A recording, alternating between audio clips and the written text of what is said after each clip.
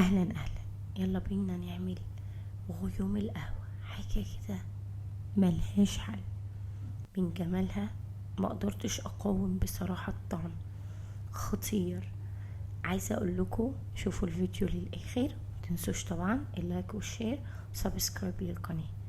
يلا بينا نبدأ. مكوناتها سهلة جدا، عبارة عن 3 معالق او معلقتين حسب الكمية اللي انت هتعمليها. معلقتين قهوة، 3 معالق سكر، وربع كوباية من المية، ضربناهم لحد ما طلع معانا الفوم الخطير ده. ايس كريم بقى، وقطعي اللي هو الايس كريم الساندويتش وحطيه في الكوباية، وانزلي بغيوم القهوة الخطير. القهوة اللي انا استعملتها كانت قهوة سريعة الذوبان، انت ممكن تعمليها كمان بالنسكافيه، هتبقى رائع. مش شرط القهوة بس.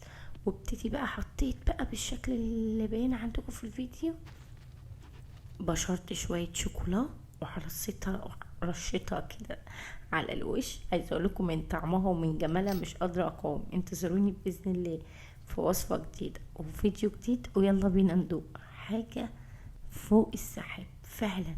غيوم قهوه خطير. عشاق القهوه يلا انتظروني في فيديو جديد. باي باي.